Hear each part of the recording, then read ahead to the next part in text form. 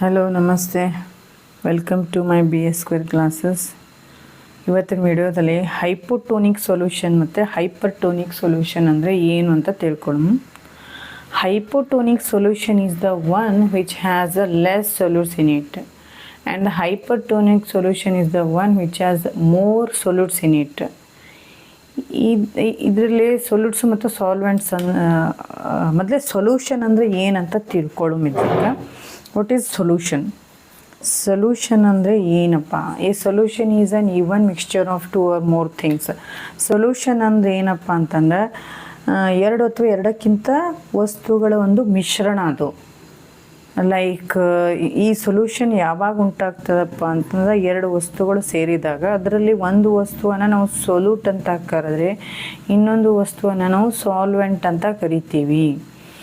Solute ಅಂತಂದರೆ ಯಾವುದು ಅಂತಂದ್ರೆ ಯಾವುದು ಕರಗ್ತಿರ್ತದಲ್ಲ, ಯಾವುದು ಡಿಸಾಲ್ವ್ ಆಗುತ್ತಲ್ಲ ಆ ವಸ್ತುವನ್ನು ಸೊಲ್ಯೂಟ್ ಅಂತ ಕರಿತೀವಿ. ನೆಕ್ಸ್ಟ್ ಏನಪ್ಪ ಅಂದರೆ ಯಾವುದು ತನ್ನಲ್ಲಿ ಸೊಲ್ಯೂಟನ್ನು ಕರಗಿಸಿಕೊಳ್ಳುತ್ತಿರ್ತದಲ್ಲ ಅದನ್ನ ಸಾಲ್ವೆಂಟ್ ಅಂತ ಕರಿತೀವಿ.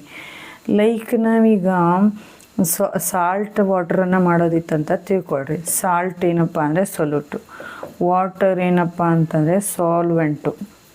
ಇದೇನಪ್ಪ ಅಂದರೆ ಸಾಲ್ಟ್ ವಾಟರ್ ಆಗ್ಬಿಡ್ತಿದೆ. Salt water is an solution. ಈ ರೀತಿಯಾಗಿ ಯಾವ ವಸ್ತು ಕರಗ್ತಿರುತ್ತದಲ್ಲ, ಡಿಸಾಲ್ವ್ ಆಗ್ತಿರುತ್ತಲ್ಲ ಅದು ಸೊಲ್ಯೂಟ್ ಆದರೆ, ಯಾವುದು ಕರಗಿಸ್ಕೊಳ್ಳುತ್ತಿರುತ್ತಲ್ಲ ಸೊಲ್ಯೂಟನ್ನು ಅದು ಸಾಲ್ವೆಂಟ್ ಆಗಿರುತ್ತೆ. ಇನ್ನು ಸೊಲ್ಯೂಟ್ ಮತ್ತು ಸಾಲ್ವೆಂಟ್ಗಳ ಮಿಕ್ಸ್ಚರನ್ನು ನಾವು ಸೊಲ್ಯೂಷನ್ ಅಂತ ಕರಿತೀವಿ. ಸೊ ಈ ಹೈಪೋಟೋನಿಕ್ ಮತ್ತು ಹೈಪರ್ಟೋನಿಕ್ ಸೊಲ್ಯೂಷನ್ಸ್ಗಳನ್ನು ಮೇನ್ ಇಲ್ಲೇನಪ್ಪ ಅಂತಂದರೆ ಈ ಸೊಲ್ಯೂಟ್ ಮತ್ತು ಸಾಲ್ವೆಂಟ್ಸ್ಗಳ ಪ್ರಮಾಣದ ಆಧಾರದ ಮೇಲೆ ಅವಕ್ಕೆ ನೇಮಿಂಗ್ ಮಾಡಲಾಗೈತಿ. ಫಸ್ಟ್ ಒನ್ ಏನಪ್ಪ ಅಂತಂದರೆ ನೋಡ್ರಿ, ಹೈಪೋಟೋನಿಕ್ ಸೊಲ್ಯೂಷನ್ ಅಂದರೆ ಏನು ಹೇಳಿದೆ? ಲೆಸ್ ಅಮೌಂಟ್ ಆಫ್ ಸೊಲ್ಯೂಟ್ಸ್ ಇರ್ತವೆ ಇಲ್ಲಿ. ಫಸ್ಟ್ ಆಫ್ ಆಲ್ ನಾವು ಏನು ಮಾಡಬೇಕಂದ್ರೆ ಈ ಹೈಪೋಟೋನಿಕ್ ಸೊಲ್ಯೂಷನ್ ಆಗಲಿ ಅಥವಾ ಹೈಪರ್ಟೋನಿಕ್ ಸೊಲ್ಯೂಷನ್ ಆಗಲಿ ಎರಡನ್ನೂ ಅವು ಹೈಪೋ ಅಥವಾ ಹೈಪರ್ ಅಂತ ಡಿಸೈಡ್ ಮಾಡೋಕ್ಕೆ ಮುಖ್ಯವಾದ ರೀಸನ್ ಏನಪ್ಪ ಅಂದರೆ ಆ ಸೊಲ್ಯೂಷನ್ನಲ್ಲಿ ಇಟ್ಟಿರ್ತಕ್ಕಂಥ ಸೆಲ್ಲು. ಇಲ್ಲಿ ನಾ ಈಗ ಒಂದು ಹೈಪೋಟೋನಿಕ್ ಸೊಲ್ಯೂಷನ್ ಇದೆ, ಇಲ್ಲಿ ಇದರಲ್ಲಿ ಒಂದು ಪ್ಲ್ಯಾಂಟ್ಸನ್ನು ಇಡಲಾಗೈತಿ. ಸೊ ಈಗ ಏನಾಗಿದೆಪ್ಪ ಅಂತಂದರೆ ಈ ಪ್ಲ್ಯಾಂಟ್ ಸೆಲ್ ಹೊರಗಡೆ ಇರ್ತಕ್ಕಂತಹ ಈ ಪಾತ್ರೆಯಲ್ಲಿ ಈ ಸೊಲ್ಯೂಷನ್ ಏನಿದೆಯಲ್ಲ ಇದರಲ್ಲಿ ಸೊಲ್ಯೂಟ್ಸು ಪ್ರಮಾಣ ಲೆಸ್ ಅದ. ಲೈಕ್ ಈಗ ನಾವು ಸಾಲ್ಟ್ ವಾಟರ್ ಮಾಡಿದ್ವಲ್ಲ ಆಗಲೇ ಸಾಲ್ಟದ ಪ್ರಮಾಣ ನೀರಿಗಿಂತಲೂ ಲೈಕ್ ಸೊಲ್ಯೂಟ್ ಏನಿರ್ತಾವಪ್ಪ ಅಂತಂದ್ರೆ ವಾಟರ್ಗಿಂತಲೂ ಲೆಸ್ ಆಗಿದ್ದರೆ ಅದನ್ನು ನಾವು ಹೈಪೋಟೋನಿಕ್ ಸೊಲ್ಯೂಷನ್ ಅಂತ ಕರಿತೀವಿ. ಲೈಕ್ ಏನಪ್ಪ ಅಂದರೆ ಈಗ ಸಾಲ್ಟು ಕಡಿಮೆ ಪ್ರಮಾಣದಲ್ಲಿದ್ದು ನೀರು ಜಾಸ್ತಿ ಪ್ರಮಾಣದಲ್ಲಿ ಇತ್ತಂದರೆ as compared to the cell. ಇವಾಗ ಸೆಲ್ನ ಬಾಡಿ ಒಳಗಡೆ ಇರ್ತಕ್ಕಂಥ ಸೊಲ್ಯೂಟ್ಸ್ಗಳು ಜಾಸ್ತಿ ಇದ್ದು ಹೊರಗಡೆ ಇರ್ತಕ್ಕಂಥ ನಲ್ಲಿನೇ ಸೊಲ್ಯೂಟ್ಸ್ಗಳು ಕಡಿಮೆ ಇದ್ದರೆ ಈ ರೀತಿ ಸೊಲ್ಯೂಷನ್ನ ನಾವು ಹೈಪೋಟೋನಿಕ್ ಅಂತೀವಿ. ನೋಡ್ರಿ, ಇಲ್ಲಿ ಮೇನ್ ನಾವು ಈಗ ನೆನಪಿಟ್ಕೊಳ್ಬೇಕಾಗಿದ್ದು ಏನಪ್ಪ ಅಂತಂದರೆ ಈ ಹೈಪೋಟೋನಿಕ್ ಸೊಲ್ಯೂಷನ್ ಆಗಲಿ ಈ ನೆನಪಿಟ್ಕೊಳ್ಳೋಕ್ಕೆ ಒಂದು ಅಂಶವನ್ನು ನಾವು ತಿಳ್ಕೋಬೇಕು. ಮೇನ್ ಯಾವುದಂತಂದರೆ ಆಸ್ಮೋಸಿಸ್. What is that? ಈ ಆಸ್ಮೋಸಿಸ್ ನಮಗೆ ಕ್ಲಿಯರಾಗಿ ಕಾನ್ಸೆಪ್ಟ್ ಗೊತ್ತಿದ್ದರೆ ನಮಗೆ ಈ ಹೈಪೋಟೋನಿಕ್ಕು ಮತ್ತು ಹೈಪರ್ಟೋನಿಕ್ಕು ಕನ್ಫ್ಯೂಸ್ ಆಗೋದಿಲ್ಲ. ನನಗಂತೂ ಚಿಕ್ಕವಳದಾಗ ಎಷ್ಟು ಬಾರಿ ಓದಿದ್ರೂ ಹೈಪೋಟೋನಿಕ್ ಆ್ಯಂಡ್ ಹೈಪರ್ಟೋನಿಕ್ ಕನ್ಫ್ಯೂಷನ್ನೇ ಇರ್ತಾಯಿತ್ತು. ಬಟ್ ನಿಮಗೆ ಈ ಕನ್ಫ್ಯೂಷನ್ ಕ್ಲಿಯರ್ ಆಗಬೇಕಂದ್ರೆ ಈ ಆಸ್ಮೋಸಿಸ್ ಕಾನ್ಸೆಪ್ಟ್ ಕ್ಲಿಯರ್ ಇರಬೇಕು. ಹಾಗಾದರೆ ಆಸ್ಮೋಸಿಸ್ ಅಂದರೆ ಏನು? It is the natural movement of water molecules through the semi permeable membrane like the plasma membrane. ಅಂದರೆ ಆಸ್ಮೋಸಿಸ್ ಅಂದರೆ ನೀರಿನ ಗುಣ ಏನಂತಂದ್ರೆ ಹೈಯರ್ ಕಾನ್ಸಂಟ್ರೇಷನಿಂದ ಲೋವರ್ ಕಾನ್ಸಂಟ್ರೇಷನ್ವರೆಗೆ ಹೊರಗೆ ಚಲಿಸುವುದು, ಅಪ್ ಟು ಬ್ಯಾಲೆನ್ಸ್ ಆಗೋವರೆಗೂ ನೀರಿನ ಈ ಗುಣವನ್ನು ನಾವು ಆಸ್ಮೋಸಿಸ್ ಅಂತ ಕರಿತೀವಿ. ಅದು ಏನಪ್ಪ ಅಂದರೆ ಹೆಚ್ಚು ಕಡಿಮೆ ಸೆಮಿ ಪರ್ಮಿಯೇಬಲ್ ಮೆಮ್ಬ್ರೇನ್ ಅಂದರೆ ಪ್ಲಾಸ್ಮಾ ಮೆಮ್ಬ್ರೇನ್ ಅದರಿಂದ ಇದು ಈ ಒಂದು ಗುಣವನ್ನು ಪ್ರದರ್ಶಿಸ್ತದೆ. ಯಾವುದು ಅಂತಂದರೆ ವಾಟರ್ದು ಗುಣ. ಸೊ ಇಲ್ಲಿ ನಾವೀಗ ಈ ಹೈಪೋಟೋನಿಕ್ ಸೊಲ್ಯೂಷನ್ನ ನಾವು ತೆಗೆದುಕೊಂಡಾಗ ಏನೈತಿಲಿ ಸೊಲ್ಯೂಷನ್ನಲ್ಲಿನೇ ಸೊಲ್ಯೂಟ್ಸ್ಗಳು ಅಂದರೆ ಈ ಸಾಲ್ಟ್ ಆಗಿರಲಿ ಅಥವಾ ಶುಗರ್ ಆಗಲಿ ಯಾವುದನ್ನು ತೆಗೆದುಕೊಳ್ತಿರಲ್ಲ ಆ ಸೊಲ್ಯೂಟ್ ಪ್ರಮಾಣ ಕಡಿಮೆ ಇರುತ್ತೆ, ಅಂದರೆ ವಾಟರ್ ಪ್ರಮಾಣ ಜಾಸ್ತಿ ಇರುತ್ತೆ. So as compared to the ಸೆಲ್ಲಿನ ಒಳಗಡೆ ವಾಟರ್ ಪ್ರಮಾಣ ಏನಪ್ಪ ಅಂದ್ರೆ ಕಡಿಮೆ ಇದೆ, ಹೊರಗಡೆ ವಾಟರ್ ಪ್ರಮಾಣ ಜಾಸ್ತಿ ಇದೆ. ಹಾಗಾಗಿ ವಾಟರ್ ಏನು ಮಾಡುತ್ತೆ ಹೇಳ್ರಿ, ಬ್ಯಾಲೆನ್ಸ್ ಆಗೋವರೆಗೂ ಫ್ಲೋ ಆಗುತ್ತೆ. ಸೊ ಇಲ್ಲಿ ಹೈಯರ್ ಕಾನ್ಸಂಟ್ರೇಷನಿಂದ ಲೋವರ್ ಕಾನ್ಸಂಟ್ರೇಷನ್ವರೆಗೂ ಇಲ್ಲೇನಪ್ಪ, ಇಲ್ಲಿ ಹೈಯರ್ ಕಾನ್ಸಂಟ್ರೇಷನ್ ಇರುತ್ತೆ, ಇಲ್ಲಿ ಲೋವರ್ ಕಾನ್ಸಂಟ್ರೇಷನ್ ಇರುತ್ತೆ. ಈ ಹೈಯರ್ ಕಾನ್ಸಂಟ್ರೇಷನಿಂದ ಲೋವರ್ ಕಾನ್ಸಂಟ್ರೇಷನ್ವರೆಗೂ ವಾಟರ್ ಮಾಲಿಕ್ಯೂಲ್ಸು ಮೂವ್ ಆಗ್ತಾವು, ಎಲ್ಲಿವರೆಗೂ ಬ್ಯಾಲೆನ್ಸ್ ಆಗೋವರೆಗೂ ಮೂವ್ ಆಗ್ತಾವೆ.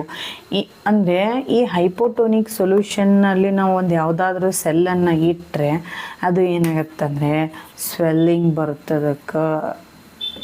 ಆದರೆ ಈ ಸ್ವೆಲ್ಲಿಂಗ್ ಬಂದರೆ ಏನಪ್ಪ ಅಂತಂದ್ರೆ ಪ್ಲ್ಯಾಂಟ್ ಸೆಲ್ಗೆ ಯಾವುದೇ ಹಾನಿ ಆಗೋದಿಲ್ಲ. ಅದು ಏನಪ್ಪ ಇನ್ನೂ ಚೆನ್ನಾಗಿ ಬೆಳೆಯುತ್ತೆ, ಬಿಕಾಸ್ ಅದ್ರದ್ದು outer most covering like cell wall ಆಗಲಿ ಸೆಲ್ ಮೆಮ್ರಲ್ ಆಗಿ ತುಂಬ ಗಟ್ಟಿಯಾಗಿರುತ್ತೆ, ಹಾರ್ಡಾಗಿರುತ್ತೆ. ಸೊ ಹಾಗಾಗಿ ಹೈಪೋಟೋನಿಕ್ ಸೊಲ್ಯೂಷನ್ಗಳಲ್ಲಿ ಪ್ಲ್ಯಾಂಟ್ ಸೆಲ್ಸ್ಗಳನ್ನು ನಾವು ಇಟ್ಟರೆ ಅವು ಇನ್ನೂ ಚೆನ್ನಾಗಿ ಬೆಳೀತವೆ. ಬಟ್ ನಾವು ಎನಿಮಲ್ ಸೆಲ್ಲನ್ನು ಇಟ್ಟರೆ ಅವು ಬೋರ್ಸ್ಟ್ ಆಗ್ತವೆ, ಬಿಕಾಸ್ ಅವುಗಳ ಒಂದು ಔಟರ್ ಕವರಿಂಗ್ ಏನಿರಲ್ಲಪ್ಪ ಅಂತಂದರೆ ಹಾರ್ಡ್ ಇರೋದಿಲ್ಲ. ಸೊ ಹಾಗಾಗಿ ಈ ಹೈಪೋಟೋನಿಕ್ ಸೊಲ್ಯೂಷನ್ನಲ್ಲಿ ನಾವು ಏನು ಮಾಡಿದಾಗ ಎನಿಮಲ್ ಸೆಲ್ಲನ್ನು ಇಟ್ಟರೆ ಬೋರ್ಸ್ಟ್ ಆಗ್ತಾವೆ, ನೆನಪಿರಲಿ. ಸೊ ಈಗ ನೆಕ್ಸ್ಟ್ ಏನಪ್ಪ ಅಂದ್ರೆ ಹೈಪರ್ಟೋನಿಕ್ ಸೊಲ್ಯೂಷನ್ಗೆ ಮೂವ್ ಆಗೋಣ. ಈ ಹೈಪೋಟೋನಿಕ್ ಸೊಲ್ಯೂಷನ್ದ ಎಲ್ಲ ಅಪೋಸಿಟ್ ಇಲ್ಲಿ. ಅಂದರೆ ಏನಂತಂದರೆ ಈ ಸೊಲ್ಯೂಷನ್ನಲ್ಲಿ ಸೊಲ್ಯೂಟ್ಗಳು ಜಾಸ್ತಿ ಇರ್ತವೆ. ಇಲ್ಲಿ ಏನೇ ಜಾಸ್ತಿ ಇರ್ತವೆ, ಸೊಲ್ಯೂಟ್ಗಳು ಜಾಸ್ತಿ ಎದ್ರಿಗಿಂತ ವಾಟ್ರಿಗಿಂತ. ಅಂದರೆ ವಾಟರ್ ಕಡಿಮೆ ಪ್ರಮಾಣದಲ್ಲಿರುತ್ತೆ as compared to inside the cell.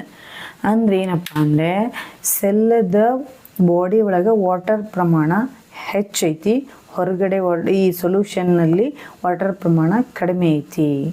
So ಹಾಗಾಗಿ ವಾಟರ್ ಏನು ಮಾಡುತ್ತೆ ಹೇಳ್ರಿ, ಬ್ಯಾಲೆನ್ಸ್ ಆಗೋವರೆಗೂ ಮೂವ್ ಆಗುತ್ತೆ. ಹಾಗಾಗಿ ಏನಪ್ಪ ಅಂದ್ರೆ ಇದು ವಾಟರ್ ಒಳಗಡೆನೇ ಸೆಲ್ ಒಳಗಡೆ ಜಾಸ್ತಿ ಇರೋದ್ರಿಂದ ವಾಟರ್ ಔಟ್ಸೈಡ್ ಮೂವ್ ಆಗುತ್ತೆ. ಅಂದರೆ ಇದರಿಂದ ಏನಾಗುತ್ತೆ ಅಂತಂದರೆ ಸೆಲ್ಲು ಶ್ರಿಂಕ್ ಆಗುತ್ತೆ. ಇದರಲ್ಲಿ ಏನಾಗುತ್ತೆ ಅಂದರೆ ಸ್ವೆಲ್ಲಿಂಗ್ ಬಂದರೆ ಇದರಲ್ಲಿ ಶ್ರಿಂಕ್ ಆಗುತ್ತೆ ಸೆಲ್.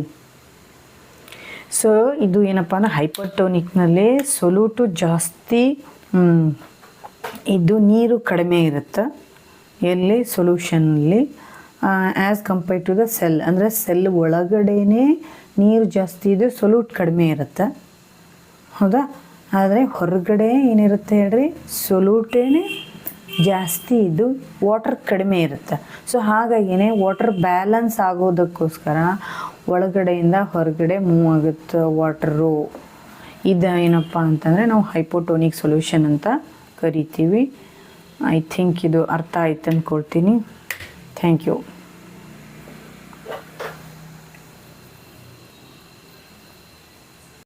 ಈಗ ನಾವು ಐಸೋಟೋನಿಕ್ ಸೊಲ್ಯೂಷನ್ ಬಗ್ಗೆ ತಿಳ್ಕೊಳ್ಳೋಣ. ಐಸೋಟೋನಿಕ್ ಸೊಲ್ಯೂಷನ್ ಹೈಪರ್ಟೋನಿಕ್ ಮತ್ತು ಹೈಪೋಟೋನಿಕ್ ಸೊಲ್ಯೂಷನ್ಗಳ ಬಗ್ಗೆ ನಮ್ಗೆ ಗೊತ್ತಾಗ್ಬಿಟ್ರೆ, ಐಸೋಟೋನಿಕ್ ಅದರ ಹೆಸರಲ್ಲೇ ಇದೆ, ಎರಡು ಈಕ್ವಲ್. ಮೀನ್ಸ್ ಇಲ್ಲಿ ಒಂದು ಸೆಲ್ನ ದೇಹದ ಒಳಗಡೆ ಇರ್ತಕ್ಕಂಥ ಸೊಲ್ಯೂಟ್ಸು ಮತ್ತು ಸಾಲ್ವೆಂಟು, ಇನ್ನು ಹೊರಗಡೆ ಇರ್ತಕ್ಕಂಥ ಸೊಲ್ಯೂಷನ್ನಲ್ಲಿನೂ ಸೊಲ್ಯೂಟು ಮತ್ತು ಸಾಲ್ವೆಂಟ್ಗಳು ಎರಡು ಈಕ್ವಲ್ ಇರ್ತವೆ. ಅಂದರೆ ಏನಪ್ಪ ಅಂದರೆ ಇಲ್ಲಿ ಸಾಲ್ಟು ಮತ್ತು ವಾಟರ್ ಎರಡು ಈಕ್ವಲ್ ಇರ್ತಾವೆ. ಇದು ಯಾವಾಗ ಅಂತಂದರೆ ಸಸ್ಯದ ದೇಹದ ಈ ಸೆಲ್ಲಿನ ಒಳಗಡೆ ಮತ್ತು ಹೊರಗಡೆ ಇರ್ತಕ್ಕಂಥ ಸೊಲ್ಯೂಷನ್ನಲ್ಲಿ. ಇಲ್ಲಿ ಹಾಗಾದರೆ ಸೆಲ್ನ ಒಳಗಡೆ ಮತ್ತು ಹೊರಗಡೆ ಇರ್ತಕ್ಕಂಥ ಸೊಲ್ಯೂಷನಲ್ಲಿ ಎರಡು ಸೊಲ್ಯೂಟು ಮತ್ತು ಸಾಲ್ವೆಂಟ್ಸು ಎರಡು ಈಕ್ವಲ್ ಇದ್ದಾವೆ ಅಂತಂದರೆ, ಎರಡು ಸೈಡ್ ಈಕ್ವಲ್ ಇದ್ದಾವೆ ಅಂತಂದರೆ ವಾಟರ್ ಹೇಗಾಗುತ್ತೆ ಅಂತಂದ್ರೆ ಈಕ್ವಲ್ ಆಗಿ ಫ್ಲೋ ಆಗುತ್ತೆ. ಹೊರಗಡೆನೂ ಫ್ಲೋ ಆಗುತ್ತೆ ವಾಟರು, ಆಮೇಲೆ ನೆಕ್ಸ್ಟ್ ಒಳಗಡೆನೂ ಫ್ಲೋ ಆಗುತ್ತೆ. ಅಂದರೆ equal amount of water balance ಆಗಿ ಇರುತ್ತೆ. ಇದು ಏನಪ್ಪ ಅಂದರೆ ಐಸೋಟೋನಿಕ್ ಸೊಲ್ಯೂಷನ್.